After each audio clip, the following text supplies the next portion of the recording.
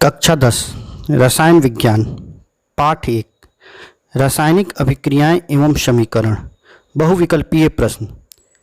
आइए देखते हैं इन महत्वपूर्ण बहुविकल्पीय प्रश्नों को जो बोर्ड परीक्षा में आ सकते हैं। तो हम देखते हैं क्वेश्चन नंबर 1। श्वसन किस प्रकार की रासायनिक अभिक्रिया है? ऑप्शन ए उपचयन, ऑप्शन बी संयोजन, ऑप्शन सी ऊष्माक्षेपी, ऑप्शन डी ऊष्माशोषी। श्वसन किस प्रकार की रासायनिक अभिक्रिया है? ऑप्शन ए उपचयन, ऑप्शन बी संयोजन और ऑप्शन सी ऊष्माक्षेपी, ऑप्शन डी ऊष्माशोषी। आइए इस प्रश्न का उत्तर देखते हैं। इस प्रश्न का उत्तर है ऑप्शन सी ऊष्माक्षेपी अभिक्रिया। आइए ऊष्माक्षेपी अभिक्रिया क्या है उसे जानते हैं। जिस रासायनिक अभिक्रिया में उत्पादों के साथ ऊष्मा का भी उत्सर्जन होता है ऊष्माक्षेपी अभिक्रिया कहलाती है। ऊष्माक्षेपी अभिक्रिया में ऊर्जा की प्राप्ति होती है। यहाँ श्वसन की क्रिया में भी ऊर्जा की प्राप्ति होती है क्योंकि वो भोजन पचाते हैं। आइए देखते हैं अगला प्रश्न। रासायनिक अभिक्रियाओं को व्यक्त किया जाता है। ऑप्शन ए संकेतों के रूप में, ऑप्शन बी अणुसूत्रों के रूप में, ऑप्शन सी समीकरणों के रूप द्वारा, ऑप्शन डी सरल सूत्रों के द्वारा। रासायनिक अभिक्रियाओं को व्यक्त किया जाता है। ऑप्शन ए संकेतों के रूप में, ऑप्शन बी अणुसूत्रों के रूप में, ऑप्शन सी समीकरणों के द्वारा, ऑप्शन डी सरल सूत्रों के द्वारा। और इस प्रश्न का उत्तर है ऑप्शन सी समीकरणों के द्वारा। आइए देखते हैं क्वेश्चन नंबर 3। क्वेश्चन नंबर 3 है सोडियम हाइड्रोक्साइड और हाइड्रोक्लोरिक अम्ल के बीच अभिक्रिया होने पर सोडियम क्लोराइड एवं जल बनते हैं। यह अभिक्रिया कहलाती है। ऑप्शन ए अवक्षेपण, ऑप्शन बी उदासीनीकरण, ऑप्शन सी अपघटन, ऑप्शन डी विस्थापन। सोडियम हाइड्रोक्साइड और हाइड्रोक्लोरिक अम्ल के बीच अभिक्रिया होने पर सोडियम क्लोराइड एवं जल बनते हैं। यह अभिक्रिया कहलाती है अवक्षेपण, उदासीनीकरण, अपघटन, विस्थापन। आइए इस प्रश्न का उत्तर देखते हैं। इस प्रश्न का उत्तर है ऑप्शन बी उदासीनीकरण। आइए देखते हैं अगला प्रश्न। प्रश्न संख्या 4 रासायनिक अभिक्रिया में भाग लेने वाले पदार्थ को कहते हैं। ऑप्शन ए प्रतिफल, ऑप्शन बी उत्पाद, ऑप्शन सी अभिकारक, ऑप्शन डी इनमें सभी। रासायनिक अभिक्रिया में भाग लेने वाले पदार्थों को कहते हैं। ऑप्शन ए प्रतिफल, ऑप्शन बी उत्पाद, ऑप्शन सी अभिकारक, ऑप्शन डी इनमें सभी। आइए इस प्रश्न का उत्तर देखते हैं। इस प्रश्न का उत्तर है ऑप्शन सी अभिकारक। अगला प्रश्न प्रश्न संख्या 5 अम्ल और क्षार के बीच अभिक्रिया होने पर लवण एवं जल बनते हैं। यह अभिक्रिया कहलाती है। ऑप्शन ए संयोजन, ऑप्शन बी अपघटन, ऑप्शन सी उदासीनीकरण, ऑप्शन डी अवक्षेपण। अम्ल और क्षार के बीच अभिक्रिया होने पर लवण एवं जल बनते हैं। यह अभिक्रिया कहलाती है। ऑप्शन ए संयोजन, ऑप्शन बी अपघटन, ऑप्शन सी उदासीनीकरण, ऑप्शन डी अवक्षेपण। आइए इस प्रश्न का उत्तर देखते हैं। ऑप्शन सी उदासीनीकरण। आइए अगला प्रश्न देखते हैं। प्रश्न संख्या 6 निम्नलिखित में कौन सा पदार्थ बिना ज्वाला के जलता है? ऑप्शन ए मोमबत्ती, option B kerosene, option C कोयला, ऑप्शन डी मीथेन गैस। निम्नलिखित में कौन सा पदार्थ बिना ज्वाला के जलता है, मतलब जिसमें लौ नहीं उठती है? ऑप्शन ए मोमबत्ती, option B kerosene, option C कोयला, ऑप्शन डी मीथेन गैस। आइए इस प्रश्न का उत्तर देखते हैं। ऑप्शन सी कोयला। जी हाँ, कोयला में आप लौ उठते हुए नहीं देखेंगे। आइए अगला प्रश्न देखते हैं। प्रश्न संख्या 7 लोहे पर जंग लगने की क्रिया को कहते हैं। ऑप्शन ए संक्षारण, ऑप्शन बी विकृति गंधिता, ऑप्शन सी विस्थापन, ऑप्शन डी इनमें से कोई नहीं। लोहे पर जंग लगने की क्रिया को क्या कहते हैं? ऑप्शन ए संक्षारण, ऑप्शन बी विकृत गंधिता, ऑप्शन सी विस्थापन और ऑप्शन डी इनमें से कोई नहीं। आइए इस प्रश्न का उत्तर देखते हैं।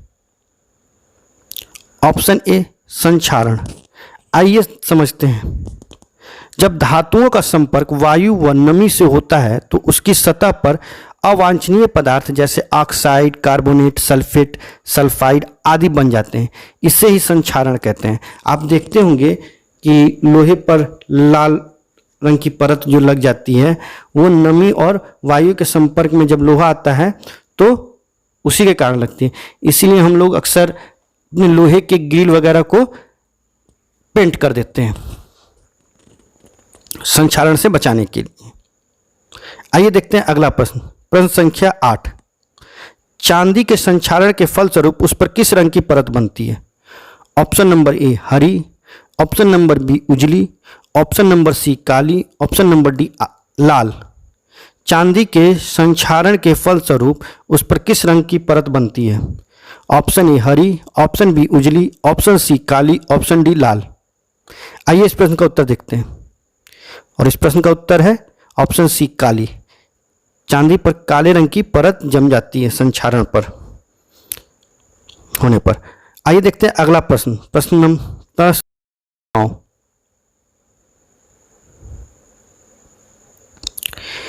किस अभिक्रिया में आयनों का आदान प्रदान होता है?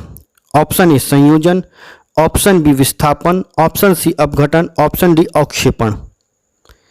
किस अभिक्रिया में आयनों का आदान प्रदान होता है? ऑप्शन ए संयोजन, ऑप्शन बी विस्थापन, द्विविस्थापन, ऑप्शन सी अपघटन, ऑप्शन डी अवक्षेपण। आइए इस प्रश्न का उत्तर देखते हैं। ऑप्शन बी द्विविस्थापन। आयनों के आदान प्रदान पर द्विविस्थापन अभिक्रिया होती है। आइए देखते हैं अगला प्रश्न। प्रश्न संख्या 10। लौह चूर्ण पर तनु हाइड्रोक्लोरिक अम्ल डालने से निम्नांकित में से कौन सी अभिक्रिया होती है? ऑप्शन ए हाइड्रोजन गैस एवं फेरस क्लोराइड बनता है, ऑप्शन बी क्लोरीन गैस और फेरिक हाइड्रोक्साइड बनता है, ऑप्शन सी कोई अभिक्रिया नहीं होती है, ऑप्शन डी फेरिक लवण एवं जल बनता है। लौह चूर्ण पर तनु हाइड्रोक्लोरिक अम्ल डालने से निम्नांकित में कौन सी क्रिया होती है? ऑप्शन ए हाइड्रोजन गैस एवं फेरस क्लोराइड बनता है, ऑप्शन बी क्लोरीन गैस और फेरिक हाइड्रोक्साइड बनता है, ऑप्शन सी कोई अभिक्रिया नहीं होती है, ऑप्शन डी फेरिक लवण एवं जल बनता है। आइए इस प्रश्न का उत्तर देखते हैं और इस प्रश्न का सही उत्तर है ऑप्शन ए हाइड्रोजन गैस एवं फेरस क्लोराइड बनता है। आइए देखते हैं अगला प्रश्न। प्रश्न संख्या 11। श्वसन किस प्रकार की रासायनिक अभिक्रिया है? ऑप्शन ए उपचयन, ऑप्शन बी संयोजन, ऑप्शन सी ऊष्माक्षेपी, ऑप्शन डी ऊष्माशोषी। श्वसन किस प्रकार की रासायनिक अभिक्रिया है? ऑप्शन ए उपचयन, ऑप्शन बी संयोजन, ऑप्शन सी ऊष्माक्षेपी, ऑप्शन डी ऊष्माशोषी। ये प्रश्न एक बार शायद और हो गया है तो ये दोबारा प्रश्न आया है। अच्छा, इस प्रश्न का उत्तर देख लेते हैं। ऊष्माक्षेपी, ऑप्शन सी ऊष्माक्षेपी। आइए देखते हैं अगला प्रश्न। प्रश्न संख्या 12। निम्न में से कौन सा उत्पाद लेड नाइट्रेट को गर्म करने पर प्राप्त होता है? प्रश्न एक बार और देखते हैं। निम्न में से कौन सा उत्पाद लेड नाइट्रेट को गर्म करने पर प्राप्त होता है? Option A O2, option B NO2, option C NO2 और N2, ऑप्शन डी NO2 और O2। निम्न में से कौन सा उत्पाद लेड नाइट्रेट को गर्म करने पर प्राप्त होता है? Option A O2, option B NO2, option C NO2 और N2, ऑप्शन डी NO2 और O2। आइए इस प्रश्न का उत्तर देखते हैं। सही उत्तर है ऑप्शन डी NO2 और O2, नाइट्रोजन डाइऑक्साइड और ऑक्सीजन। आइए अगला प्रश्न देखते हैं। प्रश्न संख्या 13। शाक सब्जियों का विघटित होकर कंपोस्ट बनना किस अभिक्रिया का उदाहरण है? ऑप्शन ए ऊष्माशोषी, ऑप्शन बी ऊष्माक्षेपी, ऑप्शन सी उभयगामी, ऑप्शन डी प्रतिस्थापन। शाक सब्जियों का विघटित होकर कंपोस्ट बनना किस अभिक्रिया का उदाहरण है? ऑप्शन ए ऊष्माशोषी, ऑप्शन बी ऊष्माक्षेपी, ऑप्शन सी उभयगामी, ऑप्शन डी प्रतिस्थापन। आइए इस प्रश्न का उत्तर देखते हैं और इस प्रश्न का उत्तर है ऑप्शन बी ऊष्मक्षेपी। आइए अगला प्रश्न देखते हैं। प्रश्न संख्या 14, संक्षारण में तांबे के ऊपर किस रंग की परत जम जाती है?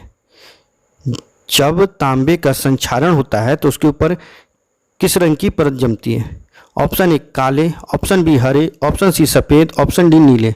संक्षारण में तांबे के ऊपर किस रंग की परत जम जाती है? ऑप्शन ए काले, ऑप्शन बी हरे, ऑप्शन सी सफ़ेद, ऑप्शन डी नीले। तांबे का बर्तन वगैरह आपने देखा होगा, उस पर याद कीजिए किस रंग की परत जमती है। आइए इस प्रश्न का उत्तर देखते हैं। ऑप्शन बी हरे। अगला प्रश्न, प्रश्न संख्या 15, निम्नलिखित में से कौन उभय विस्थापन अभिक्रिया है? ऑप्शन ए 2H2 प्लस O2 बनाता है 2H2O,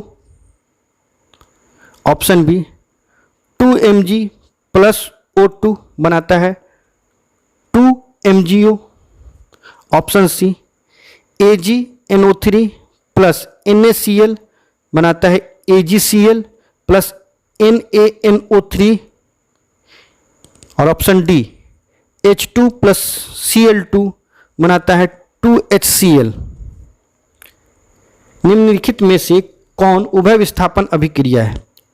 option A 2H2 plus O2 बनाता है 2H2O, option B 2Mg plus O2 बनाता है 2MgO, option C AgNO3 plus NaCl बनाता है AgCl plus NaNO3, option D H2 plus Cl2 बनाता है 2HCl।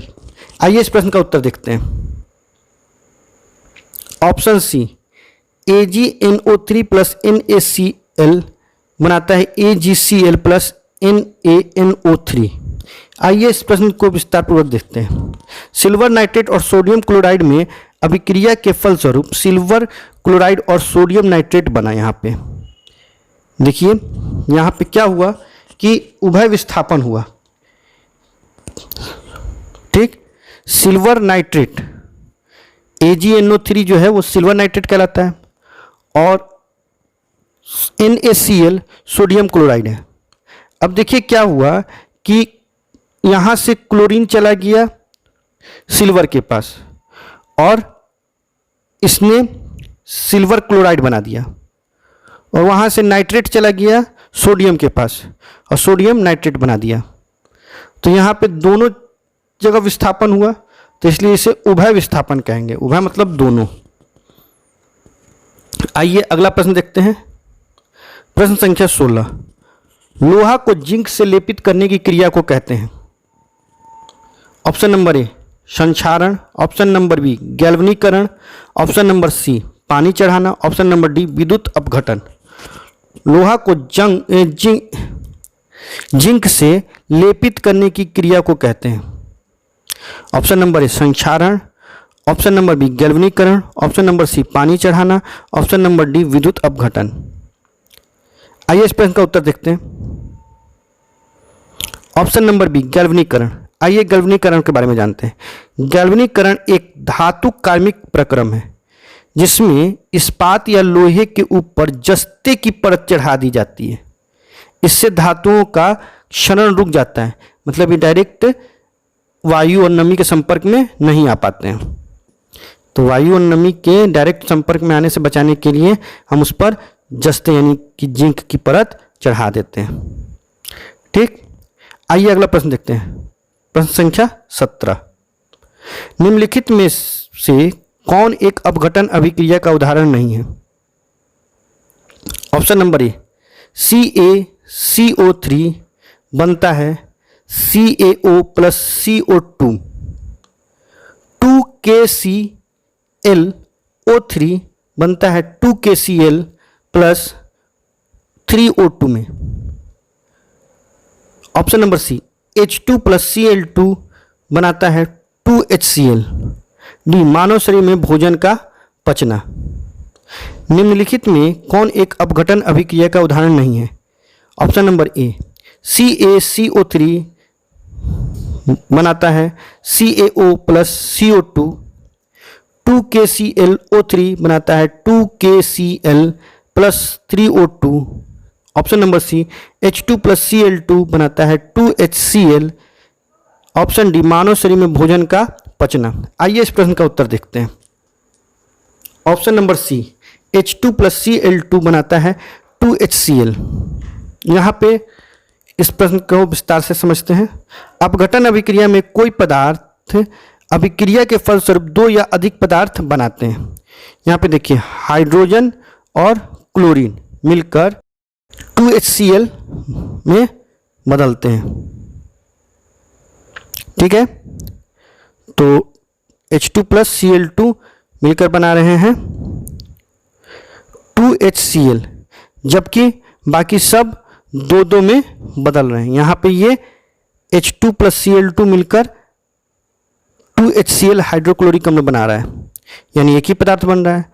ऊपर वाले ऑप्शन में ए में और बी में दो दो पदार्थ बन रहे हैं, यहाँ पे दो पदार्थ मिलकर एक हो जा रहा है ऑप्शन नंबर सी में, इसलिए ऑप्शन नंबर सी सही है।